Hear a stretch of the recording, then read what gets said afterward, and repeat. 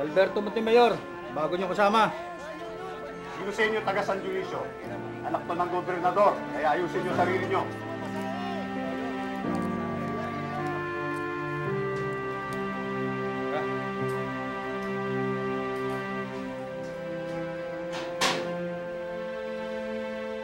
Hello!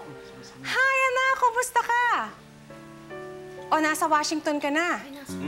Oo. Dorm ba ikaw mo? Oo, hahanapin ko yung floor ng ano? International Youth Organization. Oo, okay.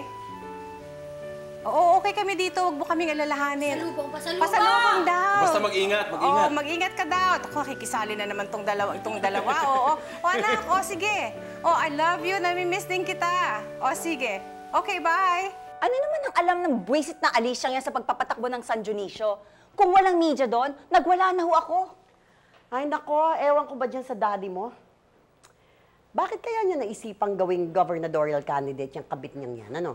Ay, ewan ko nga ho ba. Pero itong sana si daddy, pinili na lang niya si Amante na tumakbong gobernador. Tapos tama, vice governor si Quirino. Ay, nako, syempre, kailangan Montemayor pa din. Sana kung hindi nangyari yung kay Alberto. Ay, Mami, please, let's not talk about Alberto. Mami, sa mga pinaggagawa niya, how can you even consider him? Ernestina, anak ko pa rin siya. Kung ikaw, madali mo siya makalimutan, ikaw yan. Okay, Mami, huwag na natin pag-usapan si Alberto. At kahit hindi pa siya nakakulong, hindi naman siya iisipin ni Daddy na para tumakbong gobernador. Siguro yung tibo pa.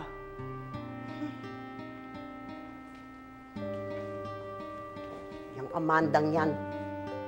Yung Amandang yan ang may kasalanan kung bakit nasabit ang kapatid mo. Mas gusto pa. Buti nga hindi siyang pinili ng daddy mo. Mami, mas gusto ko pa nga kung si Amanda pa ang pinili ni Daddy. Hindi sa gusto ko siya, no? Pero at least gusto ko siya kaysa naman kay Alicia. Hindi man lang ako consider ni Daddy.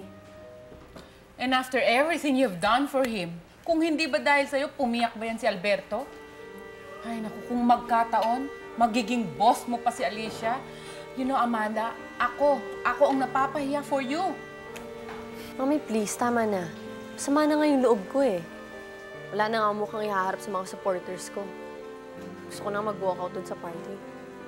You know, that was a very interesting party, by the way. Everybody hated everybody, pero parang lahat nakangiti. Welcome to our family gathering sa Atty. Mijares. I'm glad you enjoyed the show. Siguro, habang hindi pa natin sigurado kung sino ang makakalaban ko sa partido ni Leandro Montemayor, siguro dapat nating harapin itong nawawalang star witness natin na Alberto Montemayor, who did not turn to be such a star anyway. The best thing we can do is damage control. But this, I have to tell you, huwag kayong masyadong excited, huwag kayong masyadong nagmamadali.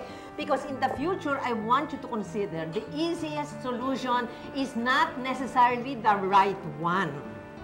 Alberto Montemayor was such a great risk from the beginning.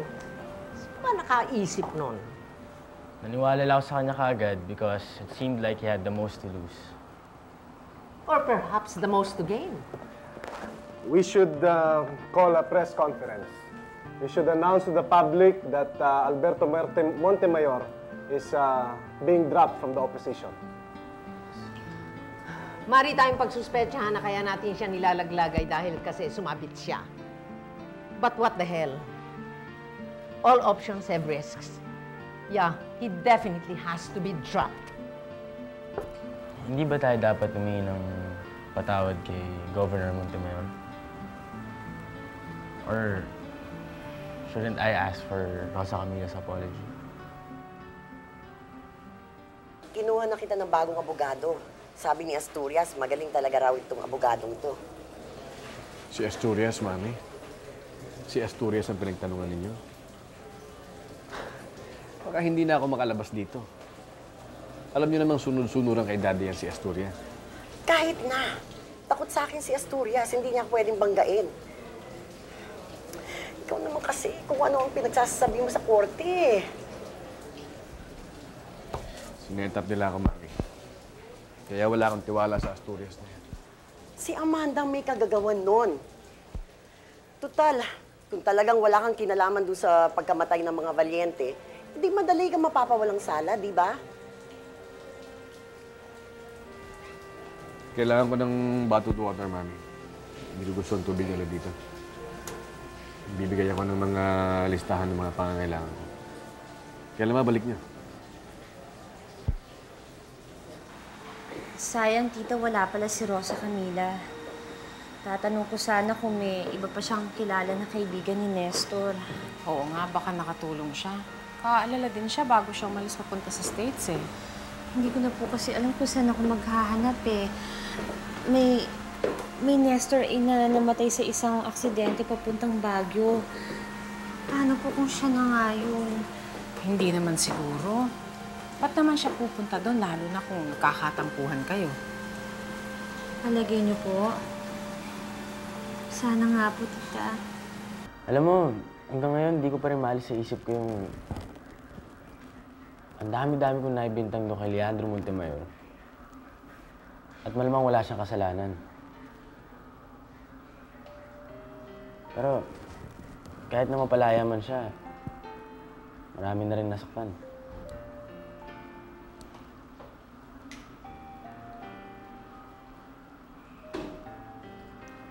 Katulad ni Rosa Camila.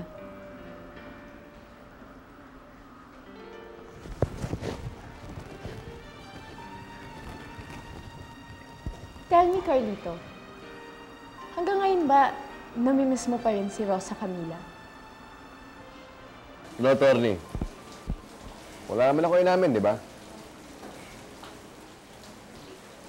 Ano? Bakit mo sinabi ito? Ha? Gagong Amanda eh. Binalit ako.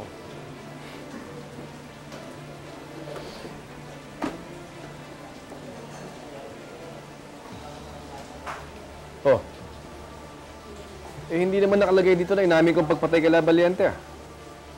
Wala to, lusot to.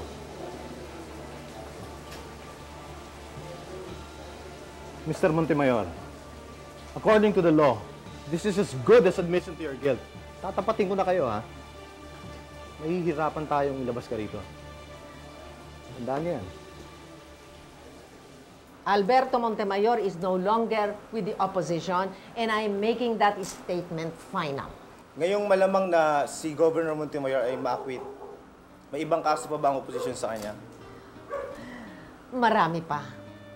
Si Leandro Montemayor ay marami ng pagkakamali, kaya't hindi kami mahihirapang maghanap ng iba pang kaso. As a matter of fact, baka kulangin nga kami ng oras sa pag-sort out ng mga maaari pa naming isampa laban sa kanya. Justice Salgado, anong masasabi niyo sa pagpili ni Governor Montemayor sa asawa niyang si Alicia para maging kalaban niyo for Governor ng San Dionisio? Kilala ko si Alicia. Kaibigan siya ng yumao kong anak na si Cynthia. Well, ano pang masasabi ko? Good luck and may the best woman win.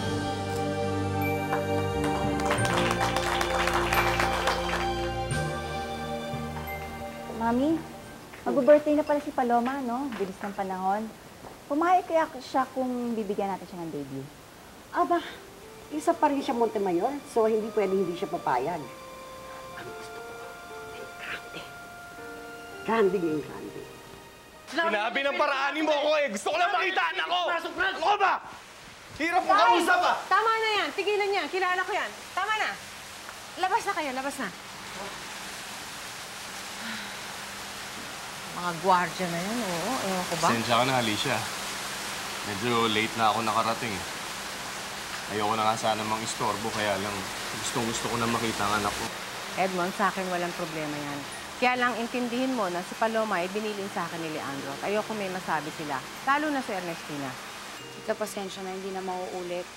At next time nakikiusap ako sa'yo na kung pwede, sa labas na kayo magkita. Kahit kailan pwede. Naintindihan ko, Alicia. Salamat ulit, ha.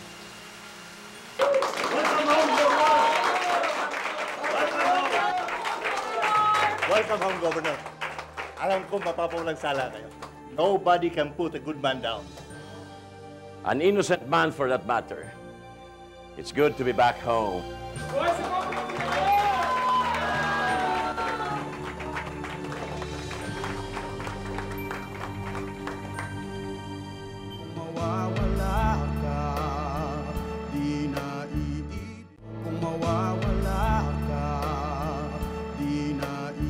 At sa dalawang anak ko naman,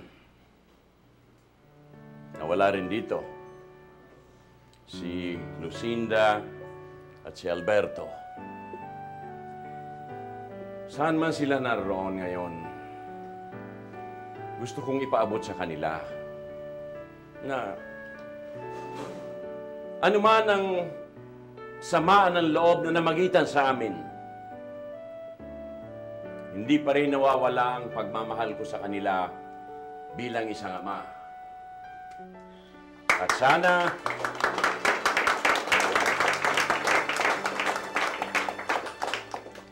At sana dumating ang araw na magkaayos kaming muli. Iho, alam ko, you are bothered. But I want you to understand that just because the law has not found him guilty, it does not necessarily follow that he is innocent of the charges we are pressing against him. Lola, ba't ba natin siya pinadaan sa ganong klaseng proseso kung pagkatapos siya bigyan ng walang sala ng batas, hindi rin natin siya bibigyan ng benefit of the doubt? Due process, Iho. May mga proseso na kailangan sundin pag nagsasampa ka ng kaso. Yun. So, ibig niyo pong sabihin, Lola, pwede pong kulang lang ng ebidensya to prove otherwise? Or, mas magaling magpaikot ang abogado ng kabilang panig. Anong klase sistema yun? Hindi foolproof. Anak, only death is foolproof. Kung minsan nga may nagmumulto pa. Kumusta si Rosa Camila? Ayun, sobrang nag-i-enjoy. Ayaw na yatang bumalik. Tatawagan ko mamaya. So, sorpresahin ko siya sa aking paglaya. Ikaw, Alicia, ano naman sorpresa mo para sa akin? I hope it's a surprise that will make me very happy. Kailangan matatanggap ang iyong matamis na oo. Leandro naman, alam mo naman di ako marunong mamulitika. Hindi ako marunong mambola eh. Alicia, isipin mo. Sa lahat ng serving nakita ko, ikaw ang pinakamataas sa mga kandidato. Kaya siguradong panalo ka. Alam mo, pag ako nahalal, hindi pwede yung paki-pakiusap. Kung anong tama, yun lang ang gagawin ko. Yan ang gusto ko. Ay, nako. At ayoko nang dinidiktahan ako, Leandro. Kahit na ikaw, ha? Kaya hindi ako makakatulong sa partido ninyo. Malaki ang maitutulong mo sa partido. Lalo na sa akin. Ikaw lang ang makakasalba ng pangalang Montemayor. Ay, huwag naman ako i-pressure ng ganyan, Leandro. Tagal naman nila doon. Pumayag si Alicia. Ano sa tingin mo? Alam mo, sa tingin ko, dapat ikaw ang pinili ni Daddy. Talaga? Dapat nga eh. Alam mo, dapat kausapin ko si Dad bago siya gumawa ng final decision niya. Alam mo, mas maganda siguro kung ako ang kakausap kay Daddy. Yung tungkol sa'yo, kasi kung ikaw magsasalita na magsasalita, baka parang hindi yata maganda na parang binibenta mo yung sarili mo kay Daddy, hindi ba? Eh, ba't mo naman gagawin yun para sa akin? Kasi mas gugustuhin kong tulungan ka kaysa si Alicia ang maging gobernador. Mawawala ka, di na iibig pa. Mawawala ka, di na iibig pa. Hindi kita pinipressure, pero hinihintay na nila. Umuo ka na. Alam mo, hindi pa man. Dinidiktahan mo na ako. Oh, sige. Ikaw na bahala. Pag-isipan mo. Mamaya nga pala, may party para sa akin. Pasusundo kita. Wag na. Alam naman ni Emil kung saan ang headquarters ninyo. Sabihin mo na lang ang oras at pupunta kami. Okay. Kung hindi pinalayan daddy mo, hindi ka bibisita dito.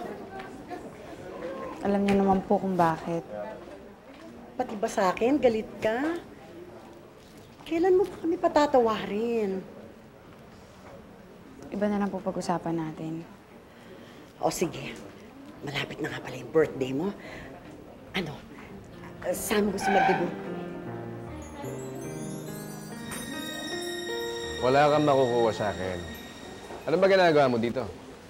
Nakuha ko na ang kailangan ko sa'yo. Bakit hindi mo ba aminin na ikaw ang nagtangkang pumatay sa daddy mo? Bakit naman nakuha ako ng kasalanan na may kasalanan? Ha? Ano ako, santo? Nadinig mo sa korte. Marami ng ebidensya sa'yo. Basyong-basyo ka na. Eh, yun naman pala eh. Eh, ba't ka pa kailangan umamin? Gusto kitang tulungan. Mapababa ang sentensya mo kung aamin ka. Eh, ikaw pala, santo eh. Ba't di nila ikaw umamin? Bahala ka. Mabubulo ka rito. Ito po ang mga survey. Tingnan mo, ang taas ng laman mo kay Romina. Ayan. Ayaw pa nga maniwala eh. Hindi naman sa ganon. Hindi lang ako naniniwala na para sa akin ito. Tignan mo, Alicia. May nanda kaming slogan para sa'yo. Ayan, oh. Hindi pa ako umuoo sa inyo. Sabi ni Lalo, hindi mo daw siya hihiyain. Gusto mo makita magiging mga poster mo? Huwag niyo akong daanin sa ganito, please. O siya, sabihin mo lang ang sagot mo at yun na yun. Balita ko, may kaya ka raw. Okay sana kung may pera mayor dito eh. Asan ba mayor dito?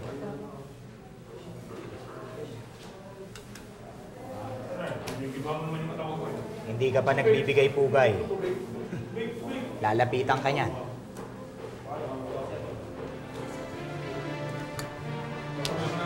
Away pa kayo?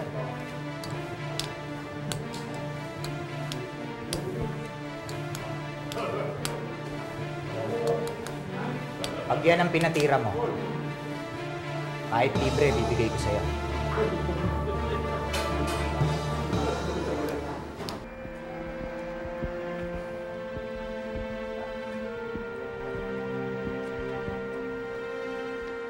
Tita, congratulations ha. Para saan? Akala ko ba? Tumanggi ako. Good night. Dali na kayong dalawa. Uwi na tayo. Dito na, uwi tayo.